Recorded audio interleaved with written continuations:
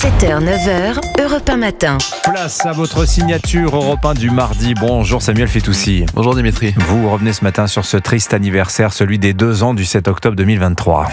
Comme beaucoup d'auditeurs, je me rappelle très bien où j'étais ce matin-là.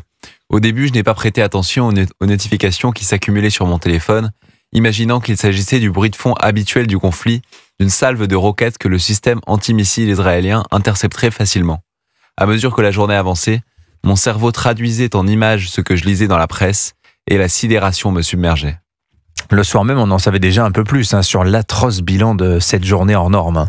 1200 Israéliens assassinés, des jeunes femmes venues assister à un festival de musique, violées, torturées et exécutées, des familles entières brûlées vives à l'heure du déjeuner, des corps mutilés, ligotés, décapités et certains tellement suppliciés qu'il a fallu leur ADN pour les identifier, des femmes enceintes éventrées, des kibboutz entiers décimés, et 251 otages, dont des nourrissons et des vieillards, arrachés à leurs familles et amenés dans des tunnels à Gaza. Ouais, ces images, elles font froid dans le dos, vraiment Samuel.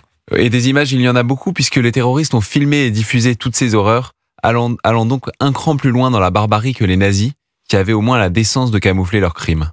Le 7 octobre 2023, ce n'est pas seulement Israël qui a vacillé, c'est l'illusion naïve que dans le monde moderne, la barbarie appartenait au passé. Alors vous teniez ce matin à rappeler ces faits dans toute leur horreur.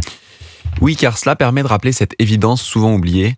C'est le Hamas qui a déclenché cette guerre et c'est le Hamas qui pourrait à tout moment l'arrêter en déposant les armes et en rendant les otages qu'il détient encore.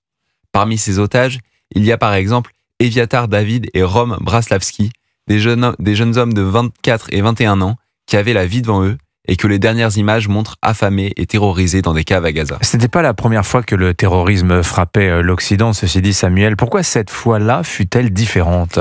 Parce que ce fut la première fois qu'une partie de l'intelligentsia de gauche se plaça explicitement du côté des terroristes.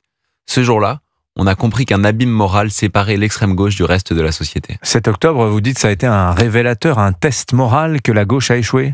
En tout cas, il est apparu de manière éclatante que les valeurs progressistes que l'extrême gauche prétend défendre ne sont qu'une façade. Elle agite comme une boussole la crainte du retour des heures sombres, mais lorsque survient le pire massacre antisémite depuis Adolf Hitler, elle refuse de condamner. Elle explique qu'il faut croire sur parole toutes les femmes, mais elle s'acharne à nier les viols subis par les femmes israéliennes. Elle explique que des mots peuvent offenser, mais elle juge qu'un pogrom est un mode d'expression politique légitime. Ce qui anime cette gauche, c'est en réalité une violente haine de notre civilisation au nom d'une grille de lecture racialiste qui fait des Occidentaux des coupables par essence et des racisés des victimes éternelles, même lorsque les racisés en question sont des djihadistes au projet génocidaire. Israël serait donc détesté par l'extrême gauche car le pays symbolise pour elle l'avant-poste de l'Occident au Proche-Orient. Je le pense. Il est d'ailleurs amusant de constater que dans le passé, par hostilité à notre civilisation, la gauche niait les crimes des régimes qu'elle admirait.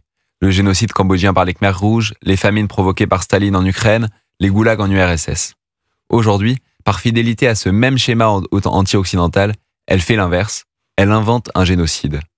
Peu importe ce que disent les faits ou ce que dicte la morale, l'idéologie passe avant. Signature Europe 1, Samuel Fitoussi. Merci beaucoup Samuel.